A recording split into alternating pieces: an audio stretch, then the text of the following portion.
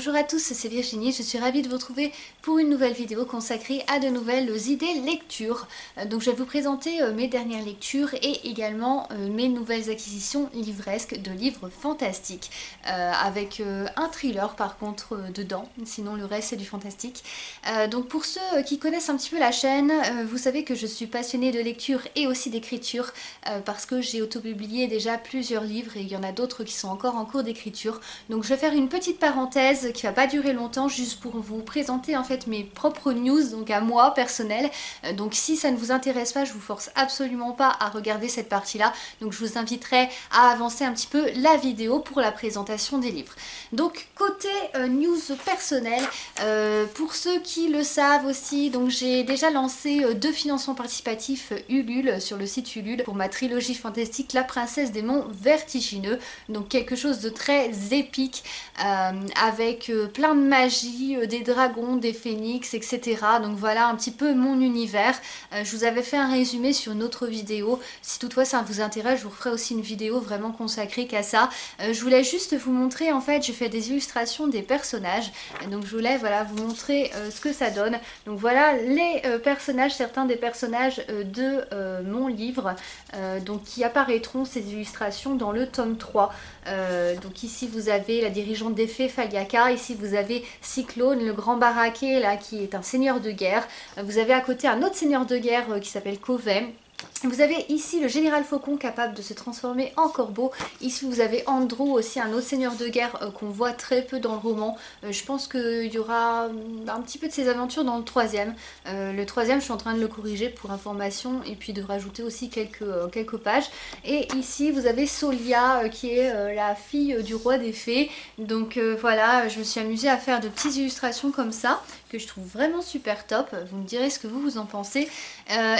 Donc pour financer en fait la couverture professionnelle du 3e tome, comme je l'ai fait pour les 2 autres, je lancerai son financement participatif certainement, je pense, plutôt en début d'année prochaine.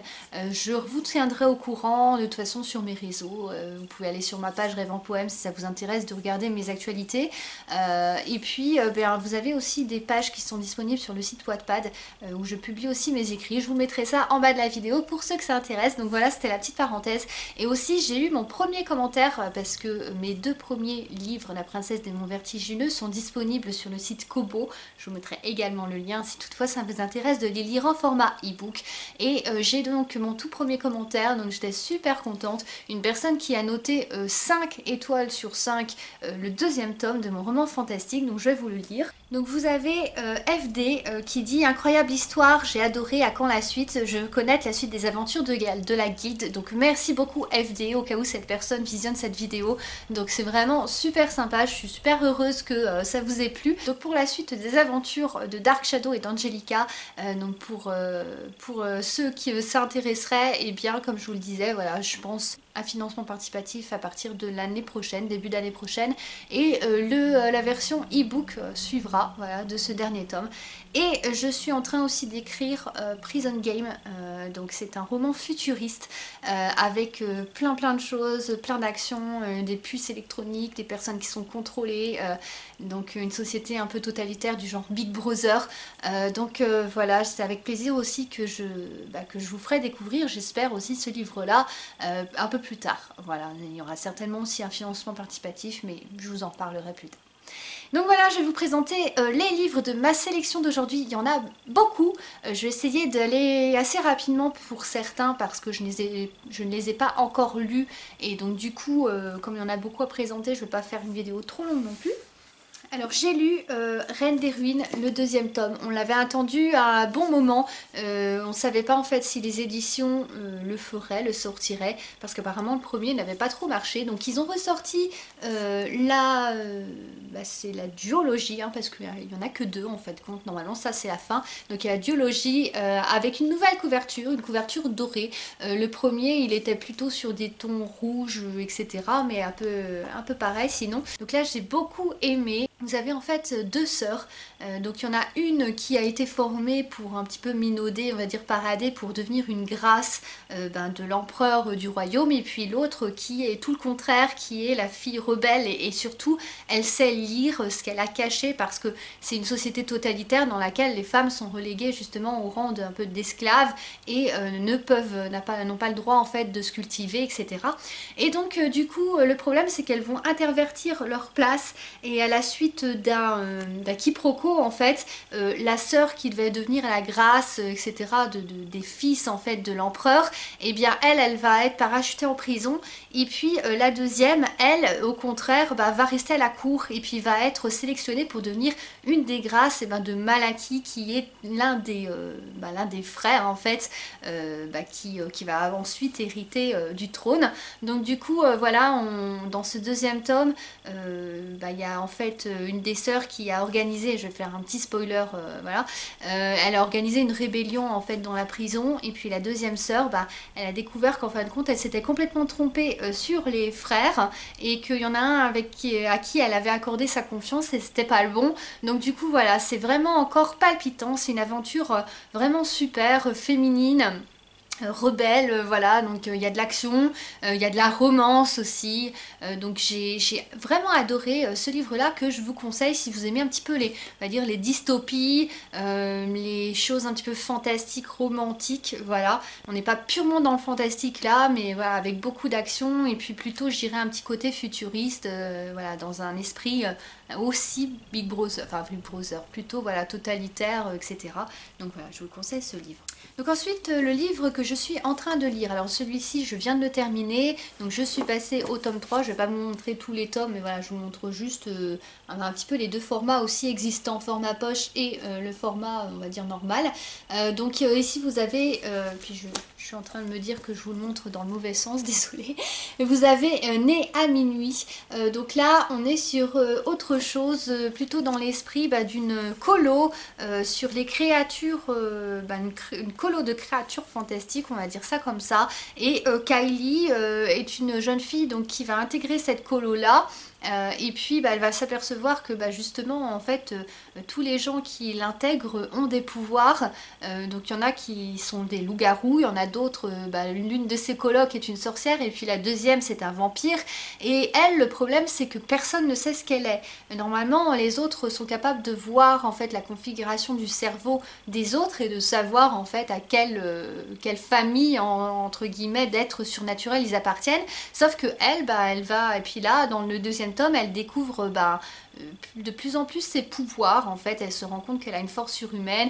Au début, on croit que c'est un vampire, ensuite on va plutôt l'apparenter à un loup-garou, et finalement elle se rend compte que c'est rien de tout ça. Donc on ne sait pas encore ce qu'elle est réellement, donc les choses se précisent. Le premier tome était un peu difficile, enfin voilà, je trouve un petit peu long à commencer.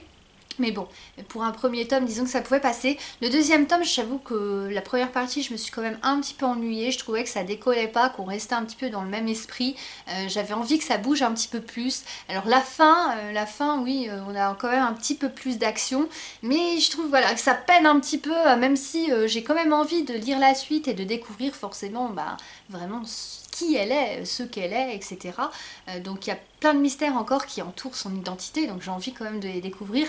Mais je vous avoue que j'ai failli arrêter ma lecture au niveau du tome 2, où voilà, j'espère que le tome 3 comportera plus d'action. Il y a 6 tomes en tout.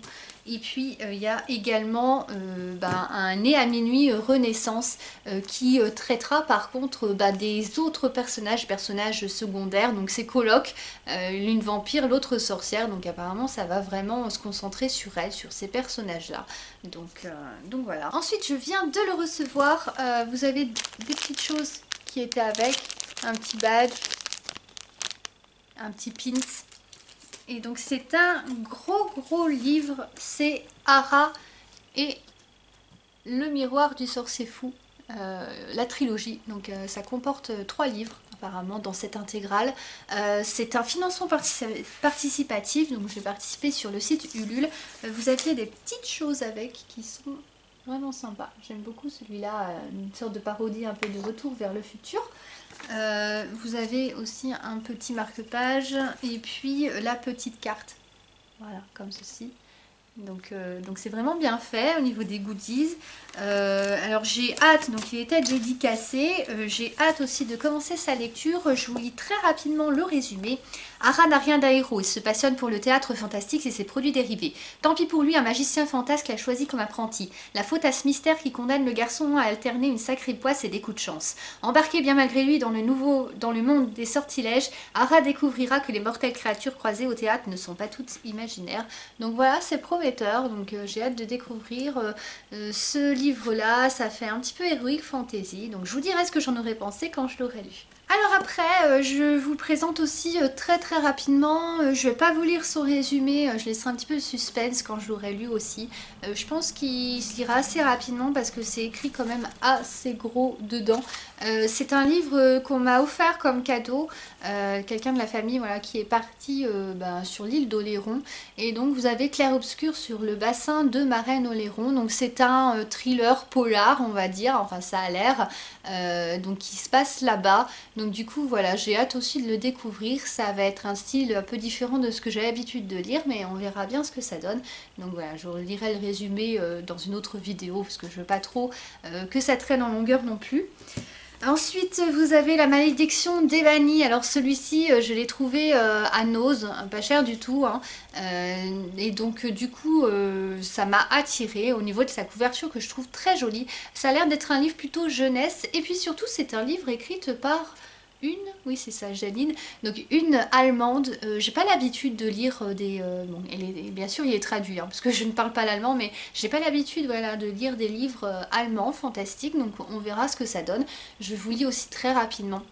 Prends garde à toi Lucie, ce cimetière n'est pas un endroit recommandable pour une fille de ton âge. Depuis quelque temps je me réveille souvent au milieu de la nuit avec l'impression que je ne suis pas seule. Je sens comme une menace et je me dis que je ferais sûrement mieux de m'enfuir en courant. Voilà une mise en garde que Lucy Mackay ne devrait pas sous-estimer. Cette jeune fille de 13 ans vit au cimetière de Greyfriars avec son père gardien des lieux. Elle est habituée au silence, aux ombres apparitions macabres, qu'elle essaie d'ignorer tant bien que mal. Mais quelques jours avant le nouvel an, une menace surgit des ténèbres pour énoncer une terrible prophétie. Un tyran ivre de vengeance et de sang renaîtra de ses cendres et prendra la vie d'un Mackay. Lucy et sa meilleure amie Amelia ont une semaine pour empêcher ce désastre, à moins qu'il ne soit déjà trop tard. Donc voilà, c'est prometteur aussi. Je pense que je le dirai aussi assez rapidement, ce petit livre qui est aussi écrit très gros. Donc voilà, hâte de vous dire ce que j'en aurais pensé également. Alors après, vous avez les meilleurs, enfin les meilleurs, les plus beaux, en tout cas les meilleurs je ne sais pas, mais les plus beaux livres que j'ai gardés pour la fin. Alors ce sont des livres pour les deux là que je vais vous présenter, des livres de Twinkle Édition. Pour ceux qui me suivent, vous savez que je suis fan de cette édition, que je suis tous leurs projets de financement participatif, ils en lancent très régulièrement sur le site Ulule. Ils font de très jolis livres et là j'ai craqué en fait pour un duo de livres, donc j'ai pris les deux. Donc ça c'était leur nouveau projet et puis celui-ci c'était un autre livre en fait d'une des auteurs qui publie beaucoup de livres chez eux. Donc j'ai lu aussi beaucoup de livres, que j'adore la plume, que je trouve très poétique, pardon. Voilà, j'ai craqué sur ça. Donc vous avez Solstice de Laetitia Arnoux et L'Esprit des cafés suspendus de Jérémy Angelo, qui est aussi un auteur que j'ai déjà lu plusieurs fois sur des livres de cette édition. Donc ici Solstice, je vous lis rapidement la 4e de couverture. Une révolte, une malédiction, une jeune femme prête à tout pour gagner sa liberté. Au royaume d'Arou, la colère monte. Profitant du soulèvement d'un peuple avide de liberté et d'égalité, un mouvement anti-aristocrate contraint la princesse Gemma à quitter le château de Montange. Abandonnée des siens, livrée à son sœur, la jeune femme prend pleinement conscience de l'avenir qui l'attend. Elle ne peut pas passer le reste de sa vie dans un endroit sordide avec pour seule compagnie celle d'un homme aux mœurs abominables. Elle ne veut pas davantage rester cachée à cause des révolutionnaires ou d'un terrible secret. La malédiction qui s'éveille à chaque solstice, sa plus grande faiblesse doit la rendre plus forte. Comme les insurgés, Gemma rêve de liberté. Guidée par ce souhait galvanisé par une nuit d'émeute, elle va fuir une destinée qu'elle n'a pas choisie. De Montange à Villarval, en passant par les rues sombres de Fleurmont, la voilà prête à changer d'apparence, à se mêler au peuple, qu'elle comprend mieux que quiconque, ou encore à suivre cet étranger aux yeux couleur de pierre qui l'agace autant qu'il la fascine. Donc voilà, ça a l'air vraiment très sympa, un petit peu victorien peut-être, au niveau, en tout cas la couverture le laisse penser, donc j'ai hâte aussi de le découvrir. J'ai vu qu'il y avait des petites volutes comme ça, donc C'est assez sympa au niveau de la présentation des chapitres. Donc il est dédicacé, donc voilà, je vous dirai aussi ce que j'en aurais pensé. Et l'autre, donc qui est vraiment très joli, avec des brillants, vraiment, ils ont l'habitude en fait de faire des beaux livres comme ça. L'esprit des cafés suspendus, il y avait de petites choses aussi avec. Donc j'avais les 2 marque-pages, voilà, de chacun des livres, donc ça c'est cool. Et puis j'avais comme ça une petite lettre. Alors c'est sympa parce que du coup c'est personnalisé à mon prénom. Et puis la petite lettre aussi, c'est un petit mot de remerciement comme ça. Donc sur papier un peu vieilli comme ça. Je trouve ça vraiment, vraiment top. Il est également dédicacé ce livre-là, je vous lis aussi le résumé. Un conte gothique d'aujourd'hui, un romantisme intemporel. Londonienne, Ella Wilde passe son temps entre l'agence immobilière pour laquelle elle travaille et l'appartement de Camden Town où elle vit en coloc avec Felicity. Quand le directeur de l'agence lui confie sa nouvelle mission, Ella n'en revient pas. Elle doit expertiser le manoir qui a appartenu à son aïeul et qui abriterait selon des légendes familiales l'esprit de Sir Simon. Sir Simon. Heureusement qu'elle n'a jamais cru aux fantômes. Simon Canterville n'a pas quitté son manoir depuis des lustres, mais quand Ella Wilde pousse les portes du bâtiment, il croit voir une image du passé. La jeune femme ressemble trait pour trait à celle qu'il a tant aimée. Sidéré par cette rencontre, Simon décide de suivre Ella. Les pas de la jeune femme le mènent jusqu'au Victorian Café, un pub tenu par Giovanni où il est coutume de payer plusieurs cafés, de n'en boire qu'un seul et de laisser ses cafés suspendus pour des personnes sans sous qui auraient besoin de réconfort. Donc ça a l'air d'être une romance assez émouvante comme ça, la lecture de la 4e de couverture, et surtout c'est vraiment inspiré du fantôme de Canterville, voilà, d'Oscar Wilde justement, c'est pour ça qu'il s'appelle Wilde. Donc voilà, j'ai vraiment hâte du coup de commencer cette lecture et de vous dire aussi ce que j'en aurais pensé. Et pour les chapitres, là ce qui est original, c'est que vous avez des petits manoirs comme ça, donc ils sont bien présentés aussi. Ensuite, il m'en reste plus que 3 qui vont ensemble parce qu'ils m'ont été expédiés en même temps, parce qu'en fait les 2 auteurs se connaissent et donc du coup elles avaient fait d'une pierre deux coups pour celles qui souhaitaient, enfin ceux et celles qui souhaitaient participer à leurs 2 projets en même temps sur le site Ulule aussi. Ce sont des financements participatifs. Vous avez 2 beaux ouvrages comme ça, ils sont vraiment magnifiques, qui s'appellent Masques et Monstres.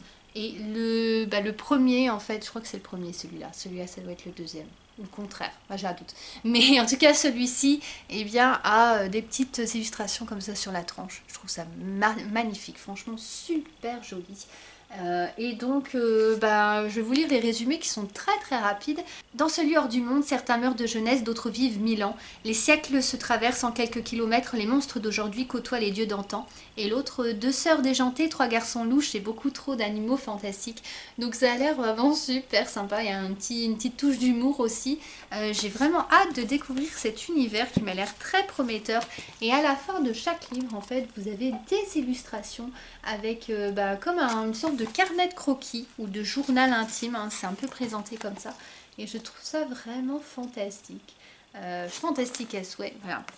Donc j'ai déjà hâte de les lire et je suis déjà sûre que ça me plaira parce que rien qu'au niveau de la beauté de ces livres, je suis sûre qu'ils auront un contenu super top. Mais en tout cas, voilà, je vous le confirmerai, je vous dirai ce que j'en aurais pensé quand je les aurai lus aussi. Le dernier livre que je vous présente, je vous avais présenté les autres livres et là on est sur un préquel, donc ce qui se passe avant les autres intrigues que je vous avais présenté dans d'autres vidéos. C'est Ménestrel, le préquel, voilà, donc je vous ai déjà présenté plusieurs livres de cet auteur que j'avais beaucoup aimé, que je trouvais très épique, très palpitant. Donc là vous avez le début, donc je vous lis aussi. Depuis des centaines d'années, les ménestrels nous observent. Leur planète erre est peuplée de créatures incroyables. Des phénix aux multiples vies, des cavaliers qui voyagent à travers le temps. Pourtant c'est vers notre planète et nous simples humains que leur regard se tourne. Ils apprennent de nos erreurs et veillent sur nous. Depuis des centaines d'années, les ménestrels nous observent. Mais comment tout cela a-t-il commencé?